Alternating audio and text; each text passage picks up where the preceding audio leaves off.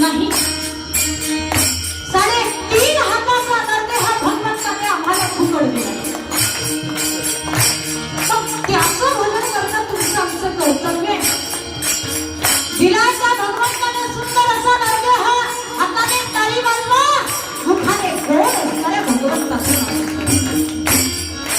हाताने टाळी वाजवली, भगवंताचं नाव मुखामध्ये घेतलं, तुमच्या जीवनाचं कल्याण होणार.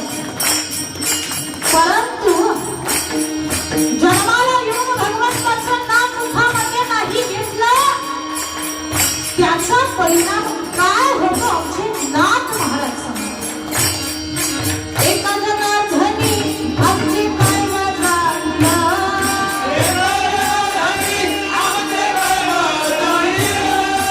एका जनार्दनी आमचे काय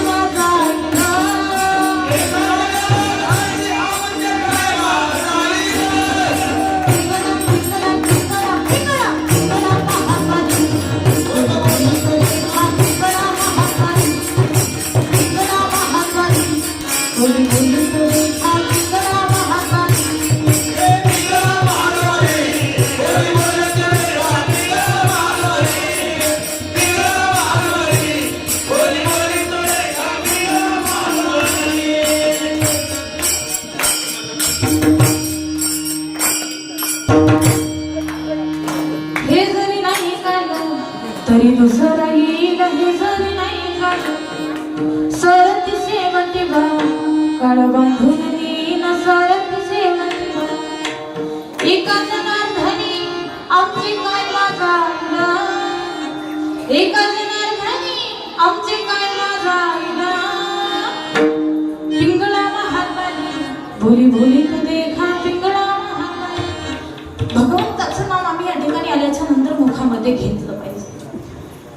आणि हरिदास आम्ही झालो, भगवंताचं नाम आम्ही आमच्या जीवनामध्ये मुखाला घेतलं, तर आमच्या कुळाचा उद्धार होतो. आता या ठिकाणी याच्यावरती उदाहरण द्यायला गेलं तर भक्त प्रल्हादाचं फार सुंदर उदाहरण. बऱ्याच जणांचं कानपाट असेल. भक्त प्रल्हाद हिरण्यकश्यपूच्या घरी जन्माला आला. हिरण्यकश्यपूच्या घरी जन्माला आल्याच्या नंतर हिरण्यकश्यपू असा होता, त्याने संपूर्ण राज्यामध्ये सांगितलं होतं की माझ्या राज्यामध्ये कोणी सुद्धा देवाचं नाव मुखामध्ये घेणार नाही. जो कोणी देवाचं नाव मुखामध्ये घेईल त्याला देहदंडाची शिक्षा देण्यात येईल. हिरण्यकश्यपूने सांगावं, आता आमचा देव काय कमी आहे का? देवाने त्याच्याच घरी जन्म घेतला आणि त्या ठिकाणी भक्त प्रल्हादाच्या रूपामध्ये स्वतः भगवान परमात्मा त्या ठिकाणी अवतरले.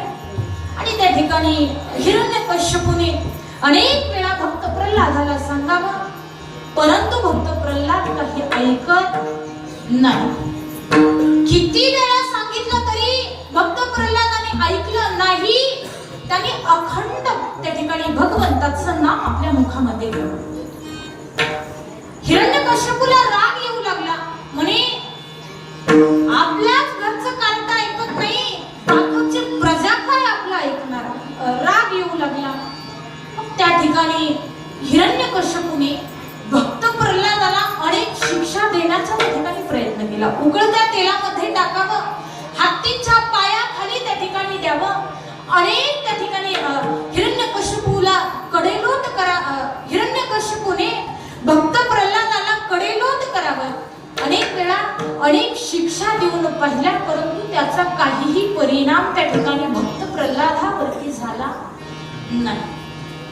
तरी सुद्धा भक्त प्रल्हाद रात्रंदिवस देवाचं नाम मुखामध्ये घेताय. मग एके दिवशी हिरण्यकश्यप भक्त प्रल्हादाला त्या ठिकाणी प्रश्न विचारतात. म्हणे काय रात्रंदिवस त्या भगवंताचं नाम मुखामध्ये घेतो, त्या देवाचं नाम मुखामध्ये घेतो, मला सांग तुझा देव आहे तरी कुठे? विचारल्याच्या नंतर भक्त प्रल्हाद वडिलांना उत्तर देतात. म्हणे माझा जो देव आहे, माझा देव या ठिकाणी जेवढ्या काही वस्तू आहेत प्रत्येक कणाकणामध्ये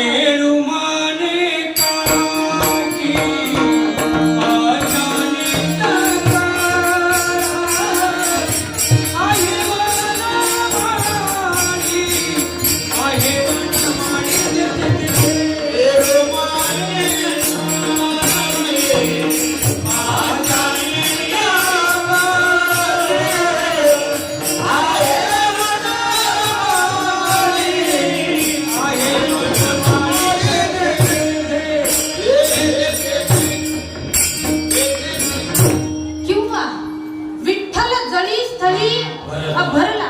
त्या ठिकाणी भक्त प्रल्हाद हिरण्यकश्यपूला म्हणतात, बाबा अहो माझा जो देव आहे या ठिकाणी प्रत्येक कणाकणामध्ये माझा भगवान परमात्मा आहे. बापाला सांगावं, सांगितल्याच्या नंतर हिरण्यकश्यपूला राग आला.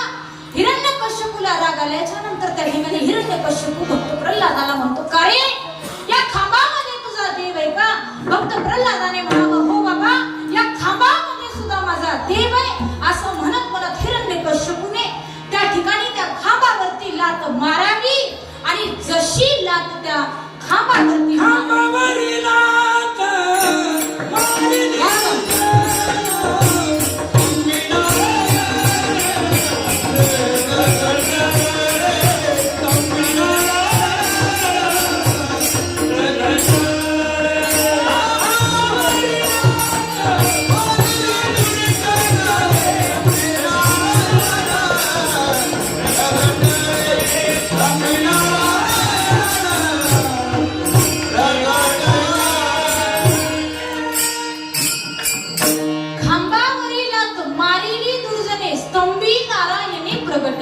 त्या ठिकाणी हिरण्यकश्यपूने जशी खांबावरती लात मारावी तसं त्या ठिकाणी माझा भगवान परमात्म्याने नरसिंह रूप धारण करावं आणि आमचा देव प्रगट झाला. देव प्रगट झाला आणि त्या ठिकाणी देव प्रगट झाल्याच्या नंतर पुढचा कथाभाग फार सुंदर आहे, सांगून जाईल 5 मिनिटांमध्ये. हिरण्यकश्यपूला असा वर होता की हिरण्यकश्यपूला कुणाच्याच हातून मृत्यू नव्हता, म्हणून तो एवढा असा उन्मत्त वागत होता. स्त्रीच्या हातून मृत्यू नव्हता, पुरुषाच्या हातून मृत्यू नव्हता, दिवसा मृत्यू नाही, रात्री मृत्यू नाही, शस्त्राने मृत्यू नाही, अस्त्राने मृत्यू नाही. त्या ठिकाणी अनेक वरदान हिरण्यकश्यपूला प्राप्त होते आणि अनेक वरदान प्राप्त असताना त्या ठिकाणी नरसिंह भगवान प्रकट झाल्याच्या नंतर हिरण्यकश्यपूला भगवंताने आपल्या मांडीवरती उचललं आणि मांडीवरती उचलल्याच्या नंतर त्या ठिकाणी हिरण्यकश्यपू भगवंताला म्हणतो, देवा तू मला मारू शकत नाही का? म्हणे का मी तुला मारू शकत नाही? देवा मला घरामध्ये मृत्यू नाही, देवा मला बाहेर सुद्धा मृत्यू नाही आणि ती धड घराच्या बाहेरचीही नाही. मग त्या ठिकाणी भगवंताने घराच्या उंबरठ्यावरती हिरण्यकश्यपूला आपल्या मांडीवरती घेतलं. म्हणे देवा तरी सुद्धा तू मला मारू शकत नाही. अरे का मारू शकत नाही? देवा मला स्त्रीच्या हातून मृत्यू नाही, मला पुरुषाच्या हातून मृत्यू नाही. अरे वेड्या बघ, मी धड पुरुषही नाही, धड स्त्री सुद्धा नाही, तुझा अंत करण्यासाठी वेगळा अवतार मी या ठिकाणी धारण केलेला आहे. भगवंताने हिरण्यकश्यपूला सांगावं. म्हणे देवा तरी सुद्धा तू मला मारू शकत नाही. का मारू शकत नाही? देवा मला दिवसा मृत्यू नाही, मला रात्री मृत्यू नाही. म्हणे अरे धड दिवसाही नाही आणि धड रात्रही नाही, ही सायंकाळची वेळ आहे आणि मी तुला या वेळेला मारू शकते. देवा तरी सुद्धा तू मला मारू शकत नाही. का मारू शकत नाही? देवा मला शस्त्राने मृत्यू नाही, मला अस्त्राने मृत्यू नाही. म्हणे हिरण्यकश्यपू तुला मारण्यासाठी मी कुठल्याही प्रकारचं शस्त्र अस्त्र या ठिकाणी वापरणार नाही. मी तुला माझ्या नखही असे आहेत ते धड सजीवही नाहीत आणि ते धड निर्जीवही नाही. नखाला कापावं तर वेदना होतात का? नाही, म्हणून ते सजीव नाही. आणि निर्जीव म्हणावं तर नख कापल्याच्या नंतर त्याची वाढ होत राहते. मग भगवान परमात्मा हिरण्यकश्यपूला म्हणतात, हे बघ, तुला मारण्यासाठी मला कुणी सुद्धा या ठिकाणी थांबवू शकत नाही असं म्हणावं. आणि नरसिंह भगवंताने त्या ठिकाणी हिरण्यकश्यपूचा वध करावा. सांगण्याचं तात्पर्य काय तर त्या ठिकाणी हिरण्यकश्यपूच्या कुळामध्ये भक्त प्रल्हाद जन्माला आले आणि त्या ठिकाणी संपूर्ण कुळाचा उद्धार झाला. त्याचप्रमाणे आम्हाला आणखीही उदाहरण घेता येईल. त्या ठिकाणी ध्रुव बाळ अगदी लहान वय आणि लहान वय असताना उत्तानपाद नावाचा राजा आहे. त्याच्या 2 पत्न्या, एक सुनीती, एक सुरुची. सुरुची जी ती दिसायला फार सुंदर आहे. सुनीती आहे ती दिसायला थोडी वेगळी आहे. सुरुची माता ज्या आहेत त्या राजाची आवडती पत्नी, सुनीती माता राजाची न आवडती पत्नी. आणि सुनीती मातेचा पुत्र म्हणजे आमचा ध्रुव बाळ. मग त्या ठिकाणी एके दिवशी ध्रुव बाळाच्या मनामध्ये इच्छा निर्माण झाली की म्हणे मला माझ्या बाबाच्या मांडीवरती बसायचं. इच्छा निर्माण झाली आणि इच्छा निर्माण झाल्याच्या नंतर ध्रुव बाळ 5 वर्षाचे ध्रुव बाळ अगदी लहान वय आहे. आणि ध्रुव बाळ धावत धावत धावत धावत राजवाड्यामध्ये गेले आणि त्या ठिकाणी पाहिलं वडील सिंहासनावरती बसलेले. धावत धावत ध्रुव बाळाने वडिलांकडे जावं आणि वडिलांकडे जात असताना ध्रुव बाळाने आपल्या वडिलांजवळ जाताच त्या ठिकाणी सुरुची माता त्या ठिकाणी आल्याच्या नंतर सुरुची माताने ध्रुव बाळाला हाताला पकडलं, खाली उडवून आणलं आणि म्हणे, काय तुला तुझ्या बापाच्या मांडीवरती बसायचंय, तू बसू शकत नाही. ध्रुवा, तू तुझ्या बापाच्या मांडीवरती बसू शकत नाही. तुला जर तुझ्या बापाच्या मांडीवरती बसायचं असेल तर तुला माझ्या पोटी जन्म घ्यावा लागेल. माझ्या पोटी तुला जन्म घ्यावा लागेल. आणि त्या ठिकाणी सुरुची माता आहे, त्यांना आपल्या गर्भाचा एवढा गर्व झाला, ध्रुव बाळाला चिमट्या काढाव्या, पाठीत बुक्क्या माराव्या. 5 वर्षाचे ध्रुव बाळ रडू लागले. रडत रडत ध्रुव बाळ आपल्या आईकडे येतात. म्हणे, आई, मला त्या आईने मारलं ना, आपल्या आईला सांगावं. आणि आईला सांगितल्याच्या नंतर ध्रुव बाळाची आई म्हणजे सुनीती माता एवढ्या संस्कारी, आपल्यापैकी जर एखादी नीता त्या ठिकाणी असती आणि तिच्या लेकराला जर मारलं असतं तर तिने सांगितलं असतं, ती झोपडी अर्ध्या रात्री जा आणि मोठा दगड घेऊन तिच्या डोक्यामध्ये घाल. हे आपल्या नीताने सांगितलं असतं. परंतु सुनीती माता ध्रुव बाळाला म्हणतात, ध्रुवा, अरे म्हणे, काय झालं, का रडतोय एवढं? बाबाच्याच मांडीवरती बसायचंय ना, त्या आईने बसू दिलं नाही ना. अरे जा, त्या आईने तुला सांगितलंय माझ्या पोटी जन्माला ये आणि त्याच्यानंतर बाबाच्या मांडीवरती बस. अरे जा आणि देवाला सांग, देवा, मला त्या आईच्या पोटी जन्माला घाल. देवा, मला माझ्या बापाच्या मांडीवरती बसायचे. त्या ठिकाणी ध्रुव बाळाला आईने सांगावं आणि सांगितल्याच्या नंतर 5 वर्षाचे ध्रुव बाळ भगवंताच्या भेटीसाठी घराच्या बाहेर पडले.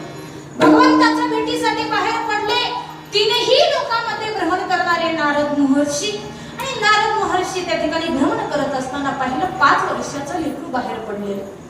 ध्रुव बाळाजवळ नारद महर्षींनी यावं, विचारावं, का रे ध्रुवा, कुठं चालला? ध्रुव बाळाने नारद मुनींना सांगावं, महाराज, मी भगवंताच्या भेटीसाठी चाललो. म्हणे, कुठं आहे देव? म्हणे, जंगलामध्ये देव आहे आणि जंगलामध्ये मी जाणार, त्या भगवंताला आवाज देणार आणि भगवान परमात्मा आले की मी त्यांना सांगणार, मला माझ्या बाबाच्या मांडीवरती बसायचं. सांगितल्याच्या नंतर नारद महर्षी त्या ठिकाणी हसू लागले. नारद महर्षी ध्रुव बाळाला म्हणतात, अरे ध्रुवा, अरे 5 वर्ष तुझं वय आहे, जंगलामध्ये जाशील, बिबट्या वाघ तुला नाश्ता म्हणून खाऊन घेतील, जाऊ नको, घरी परत जा. सांगावं. ध्रुव बाळाने ऐकलं नाही. ध्रुव बाळ नारद मुनींना म्हणतात, नाही महाराज, आलोय ना, आता परत जाणार नाही.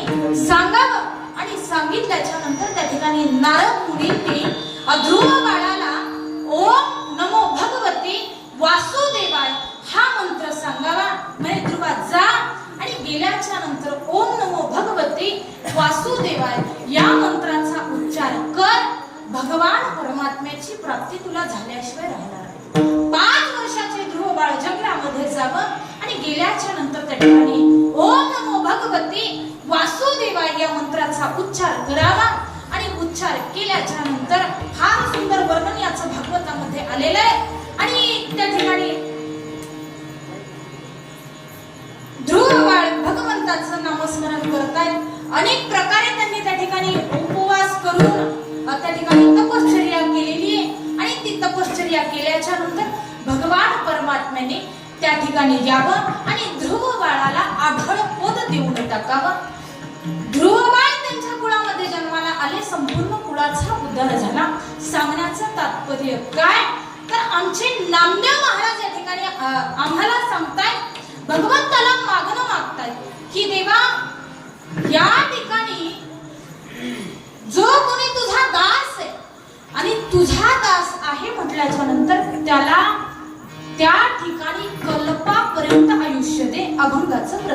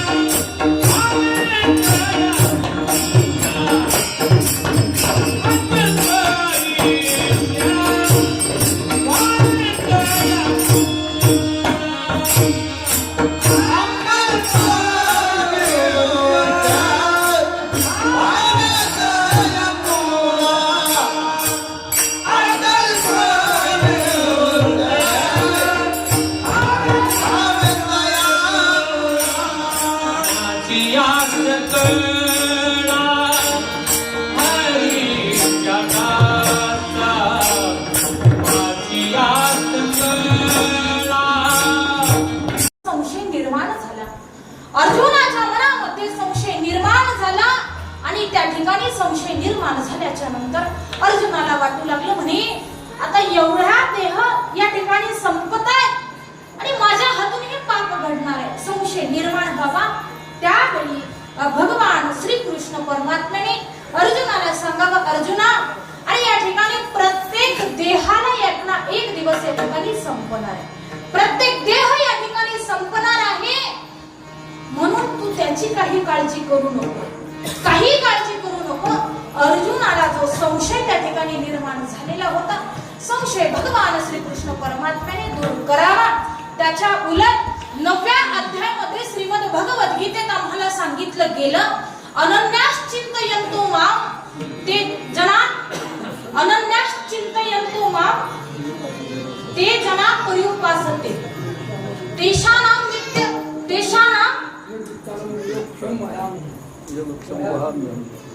योगक्षेम वहाम्य. 9व्या अध्यायामध्ये आम्हाला सांगितलं गेलं की जरी आमच्या मनामध्ये संशय निर्माण झाला, भगवंताचं नाम आम्ही आमच्या मुखामध्ये घेतलं, हरीचा दास आम्ही झालो, तर त्या भगवंतावरती आपली जिम्मेदारी सोडायची. भगवान श्रीकृष्ण परमात्मा स्वतः म्हणतात, जो भक्त माझा नाम मुखामध्ये घेईल, जो भक्त माझं भजन गाईल, त्याची संपूर्ण जबाबदारी माझ्यावरती आहे. स्वतः भगवान श्रीकृष्ण परमात्मा म्हणतात. त्या देवावरती संशय घ्यायचं कारण नाही. हेच नामदेवराय अभंगाच्या दुसऱ्या चरणामध्ये कल्पनेची बाधा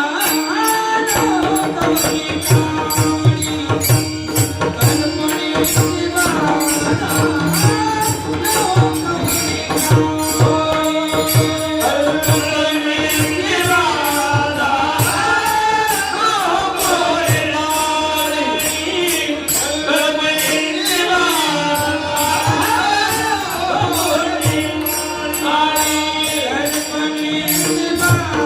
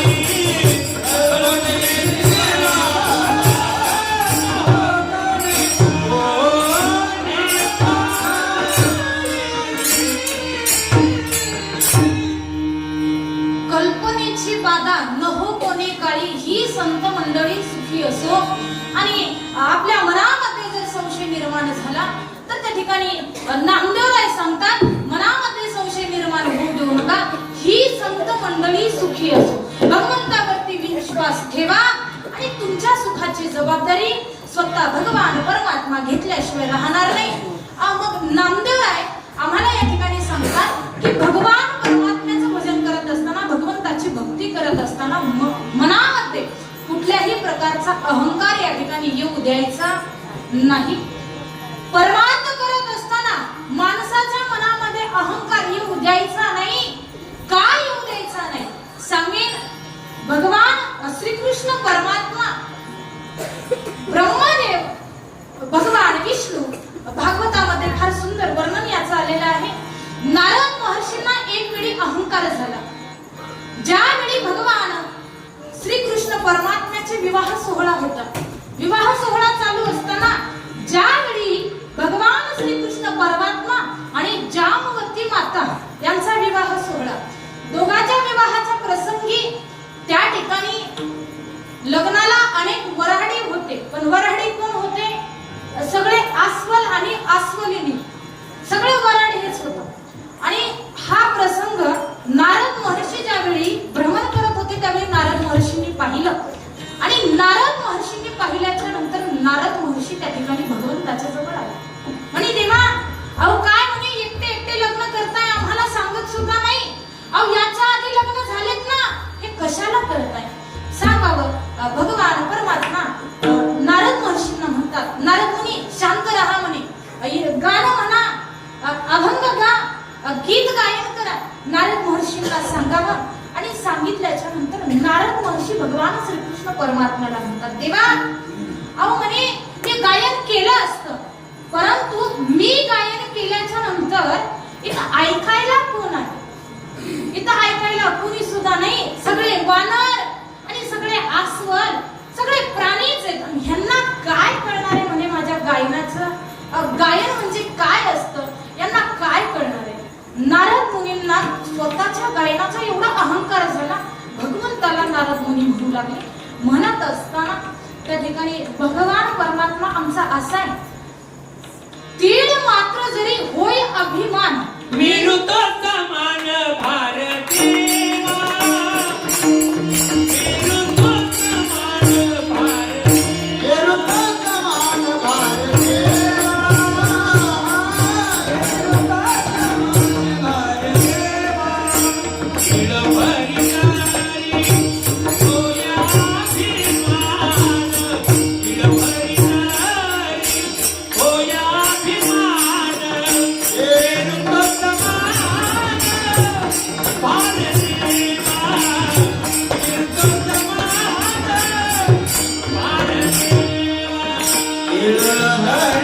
अभिमान, तिळभरी होया अभिमान, मेरू तो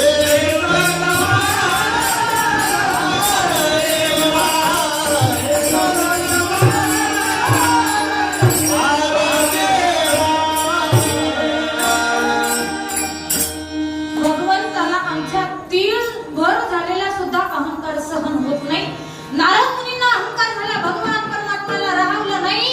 भगवंताने म्हणावं, नारद मुनी एवढंच म्हणताय ना म्हणे, एवढं गायन तुम्हाला सुंदर येतं? नाही म्हणणार.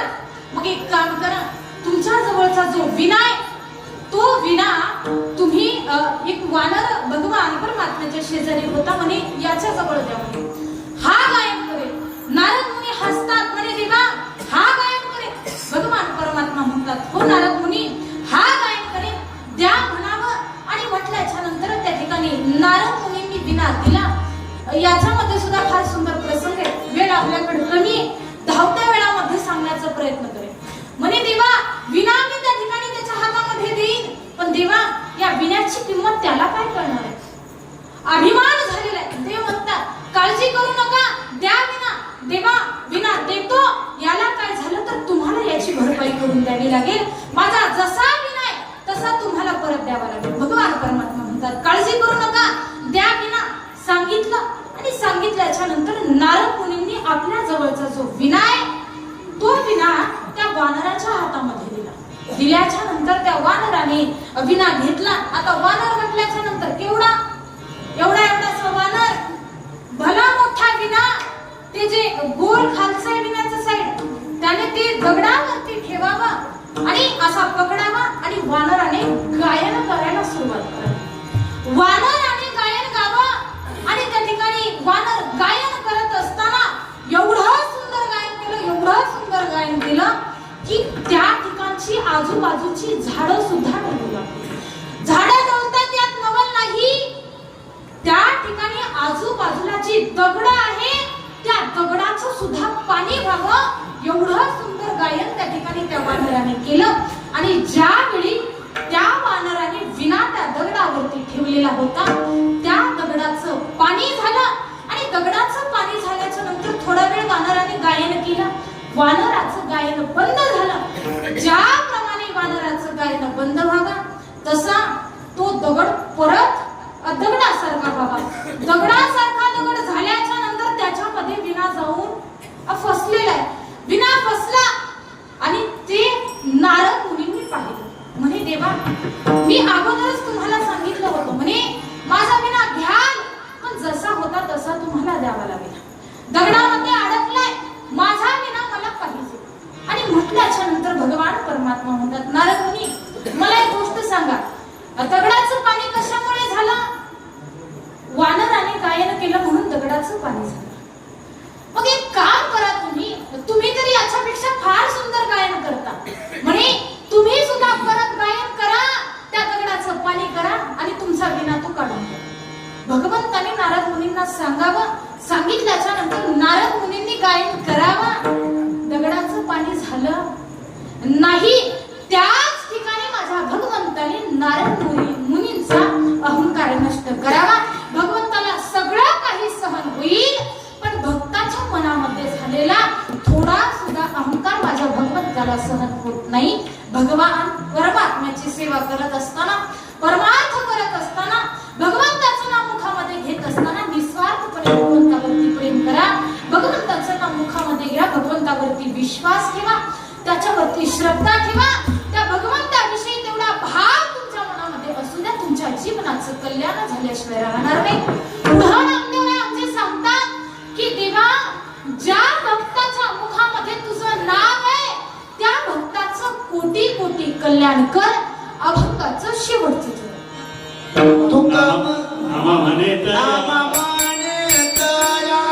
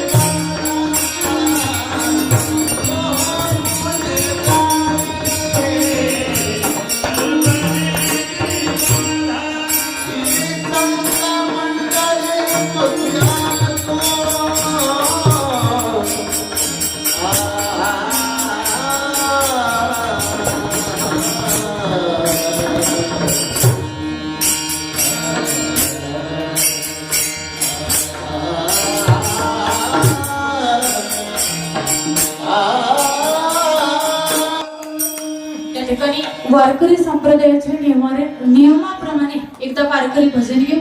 प्रत्येकाने दोन्ही हाताने टाळी वाजवायची आणि मुखाने गोड असणाऱ्या भगवंताचं नामस्मरण करायचं.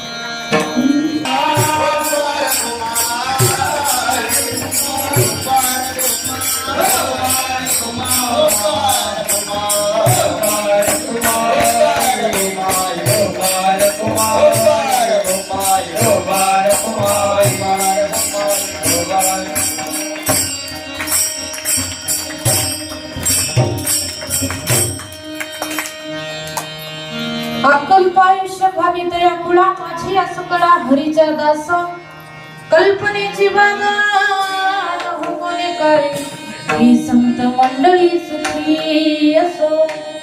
या ठिकाणी आपल्याकडे वेळ फार कमी असल्यामुळे जेवढा वेळ होता त्या वेळेमध्ये 10व्या भावाचा अभंगाचा भावार्थ या ठिकाणी पाहण्याचा प्रयत्न केलेला आहे. या ठिकाणी बोलण्याच्या ओघामध्ये एखादा अपशब्द बाहेर पडला असेल तर या ठिकाणी आपलीच मुलगी, आपलीच नात, आपलीच बहीण म्हणून या ठिकाणी माफ करा.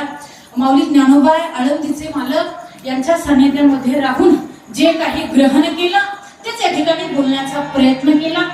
त्याचप्रमाणे किमनिमित्त आम्ही या ठिकाणी आलो. तुम्हा सर्वांना ठाऊक आहे आपल्या गावचे सुपुत्र भागवत दादा यांच्या अभिष्ट चिंतन सोहळ्यानिमित्त आम्ही या ठिकाणी आलो आणि फार थाटामाटात त्यांचा अभिष्ट चिंतन सोहळा या ठिकाणी तुम्ही सर्व गावकरी मंडळींनी मिळून या ठिकाणी साजरा केलेला आहे. तर पाहायला गेलं तर त्यांचे आभार मानण्या अगोदर त्यांच्या आई वडिलांचे आभार या ठिकाणी आम्ही मानले पाहिजे. कारण त्यांच्या आई वडिलांची काहीतरी पुण्य आहे म्हणून त्यांच्या पोटी असा सुपुत्र या ठिकाणी जन्माला आलेला आहे. भागवत दादाच्या जीवनामध्ये अशीच उत्तरोत्तर प्रगती होत राहावं ही माऊलींच्या चरणी प्रार्थना.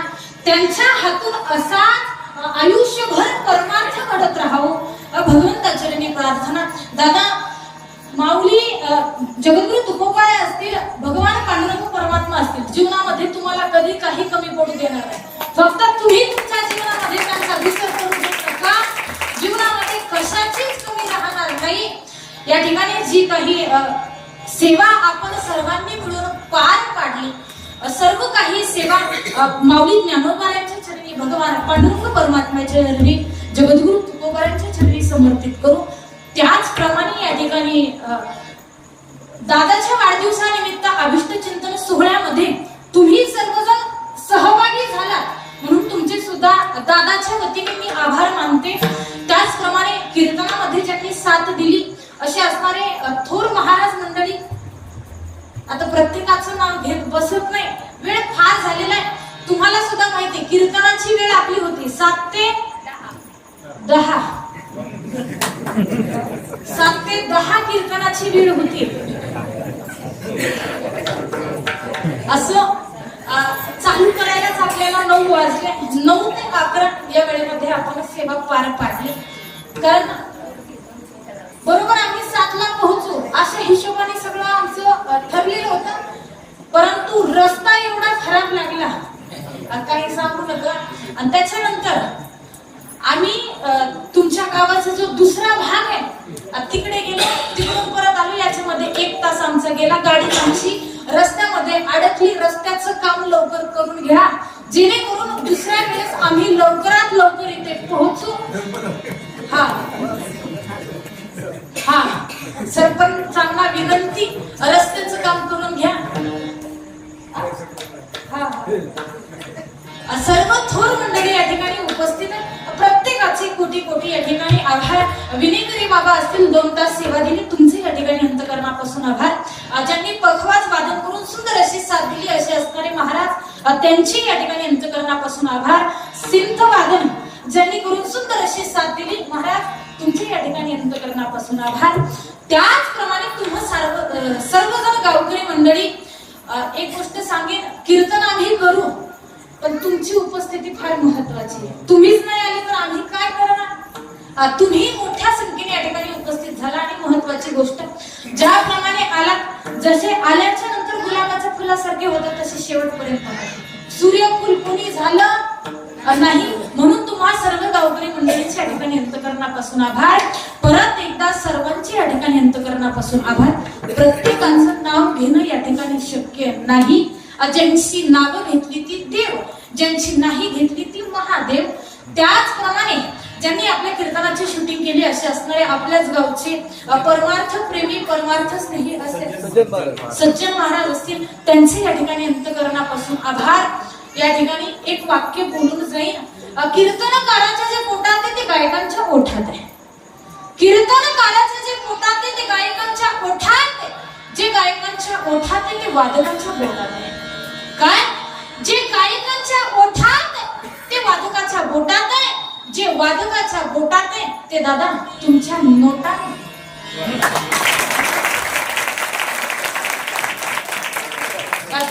अरे जी काही या ठिकाणी सेवा आपण केलेली सर्वांनी मिळून भगवंताच्या चरणी समर्पित करू आणि याच ठिकाणी अप्रतिमता दादांना अभिषेक चिंतन सोहळ्याच्या हार्दिक हार्दिक शुभेच्छा. झालेली सेवा भगवान परमात्म्याच्या चरणी, स्वामी ज्ञानोबरायांच्या चरणी समर्पित करू आणि याच ठिकाणी सेवेला